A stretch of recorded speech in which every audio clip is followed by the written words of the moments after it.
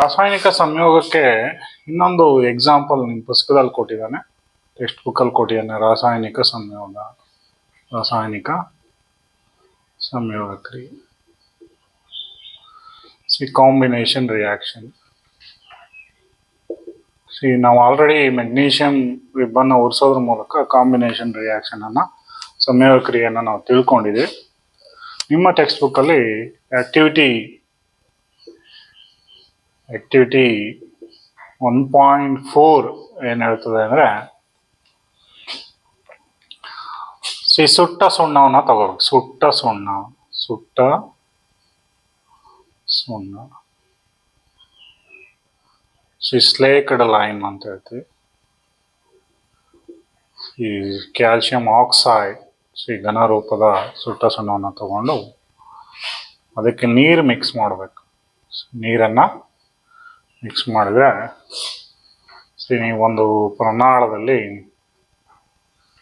ಏನು ತಗೊಳ್ಳಿ, calcium oxide ತಗೊಳ್ಳಿ, ಅದಕ್ಕೆ ನೀರು ಹಾಕಿ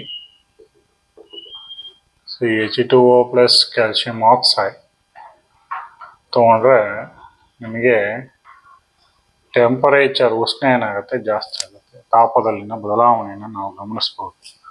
ನೀವು ಪ್ರಮಾಣವನ್ನು ಕೆಳಗೆ ಮುಟ್ಟು ನೋಡಿದರೆ ನಿಮ್ಮ ಅಂಗೈ ಬಿಸಿ ಆಗೋದನ್ನು ಗಮನಿಸ್ತೀವಿ. ಬಿಕಾಸ್ ಕ್ಯಾಲ್ಸಿಯಂ ಹೈಡ್ರಾಕ್ಸೈಡ್ ಬಿಡುಗಡೆ ಆಗುತ್ತೆ, CaOH, because calcium has 2 valence, plus ಉಷ್ಣ ಬಿಡುಗಡೆ ಆಗುತ್ತೆ. ಯಾವ ರಾಸಾಯನಿಕ ಕ್ರಿಯೆಯೊಂದಿಗೆ ಉಷ್ಣ ಬಿಡುಗಡೆ ಆಗುತ್ತೋ ಅದನ್ನು ನಾವು ಎಕ್ಸೋಥರ್ಮಿಕ್ ರಿಯಾಕ್ಷನ್, ಬಹಿರುಷ್ಣಕ ಕ್ರಿಯೆಗಳು ಎಂದು ಕರೆಯುತ್ತೇವೆ. ಬಹಿರುಷ್ಣಕ ಕ್ರಿಯೆಗಳು ಎಂದು ಕರೆಯುತ್ತೇವೆ. ನೀವು ಫರ್ದರ್ ನೀವು ಟೆಸ್ಟ್ ಮಾಡೋದಾದ್ರೆ, ಇದು ನಾವು ಅರಳಿದ ಸುಣ್ಣ ಅಂತ ಕರಿತೀವಿ. ಅರಳಿದ ಸುಣ್ಣ, ಸ್ಲೇಕ್ಡ್ ಲೈಮ್. ಇದು quick lime. This is called quick lime. ನಾವು ಈ ಅರಳಿದ ಸುಣ್ಣವನ್ನೇ ನಾವು ಮನೆಯಲ್ಲಿ ಗೋಡೆಗೆ ಬಣ್ಣ ಬಳಿಯಲು ಬಳಸ್ತಾರೆ ಹಳ್ಳಿಗಳಲ್ಲಿ. ಈ ಅರಳಿದ ಸುಣ್ಣವನ್ನು ಬಳದಂಥ ಸಂದರ್ಭದಲ್ಲಿ ಗೋಡೆ ನಿಧಾನವಾಗಿ ಬ್ರೈಟ್ನೆಸ್ ಬರುತ್ತೆ. ನಿಧಾನವಾಗಿ ಒಂದಿನ ಟೈಮ್ ಆದಂಗೆ ಬ್ರೈಟ್ನೆಸ್ ಬರುತ್ತೆ. ಬಿಕಾಸ್ ಈ ಕ್ಯಾಲ್ಸಿಯಂ ಹೈಡ್ರಾಕ್ಸೈಡ್ ಏನಾಗುತ್ತೆ, ಈ ವಾತಾವರಣದ ಕಾರ್ಬನ್ ಡೈಆಕ್ಸೈಡ್ ಜೊತೆ ವರ್ತಿಸಿ ನಮಗೆ ಏನು ಕೊಡುತ್ತೆ ಅಂದರೆ ಕ್ಯಾಲ್ಸಿಯಂ ಕಾರ್ಬೋನೇಟ್ ಕೊಡುತ್ತೆ. ಕ್ಯಾಲ್ಸಿಯಂ ಕಾರ್ಬೋನೇಟ್, ಘನರೂಪದ ಕ್ಯಾಲ್ಸಿಯಂ ಕಾರ್ಬೋನೇಟ್ ಕೊಡುತ್ತೆ. ಅದಕ್ಕೆ ನೀವು ಹಳ್ಳಿಯಲ್ಲಿ ಹಳೆ ಗೋಡೆಯನ್ನು ನೋಡಿದ್ರೆ ಪದರ ರೂಪದ ಈ ಚಕಳ ಎದ್ದೇಳ್ತಿರ್ತದೆ. ಬಿಕಾಸ್ ಅವರು ಪ್ರತಿ ಸಲ ಹೊಡೆದಂಗ ಕೂಡ ಒಂದು ಕ್ಯಾಲ್ಸಿಯಂ ಕಾರ್ಬೋನೇಟ್.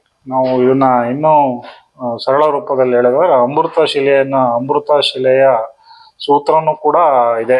ಕ್ಯಾಲ್ಸಿಯಂ ಕಾರ್ಬೋನೇಟ್ ಘನರೂಪದ ಒಂದು ವಸ್ತು ಉಂಟಾಗ್ತದೆ. ನೀವು ಇದನ್ನು ನೋಡ್ಬೋದು. ವಾಟರ್ ಬಿಡುಗಡೆ ಆಗುತ್ತೆ. ಸಂಯೋಗ ಕ್ರಿಯೆಗೆ ಮತ್ತೊಂದು ಉದಾಹರಣೆ, ಸುಟ್ಟ ಸುಣ್ಣವನ್ನು ನಾವು ನೀರಿಗೆ ಮಿಕ್ಸ್ ಮಾಡಿದರೆ, ಸುಟ್ಟ ಸುಣ್ಣವನ್ನು ನೀರಿಗೆ ಮಿಕ್ಸ್ ಮಾಡಿದರೆ ನಮಗೆ ಅರಳಿದ ಸುಣ್ಣ ಆಗ್ತದೆ. ಏನಾಗುತ್ತೆ, ಅರಳಿದ ಸುಣ್ಣ ಉಂಟಾಗ್ತದೆ. ಅರಳಿದ ಸುಟ್ಟ ಸುಣ್ಣ ಕ್ಯಾಲ್ಸಿಯಂ ಆಕ್ಸೈಡ್ ಮತ್ತು ಉಷ್ಣ ಬಿಡುಗಡೆ ಆಗಿದೆ. ಇದು ಎಕ್ಸೋಥರ್ಮಿಕ್ ರಿಯಾಕ್ಷನ್, ಬಹಿರುಷ್ಣಕ ಕ್ರಿಯೆ. ಉಷ್ಣದೊಂದಿಗೆ ಕ್ರಿಯೆ ಆಗಿದೆ. ಕ್ಯಾಲ್ಸಿಯಂ ಆಕ್ಸೈಡ್ ನೀರಿನೊಂದಿಗೆ ವರ್ತಿಸಿ ಕ್ಯಾಲ್ಸಿಯಂ ಹೈಡ್ರಾಕ್ಸೈಡ್ ಉಂಟಾಗಿದೆ. ಇದೊಂದು ಸಂಯೋಗ ಕ್ರಿಯೆಗೆ ಉದಾಹರಣೆ. ಇದನ್ನು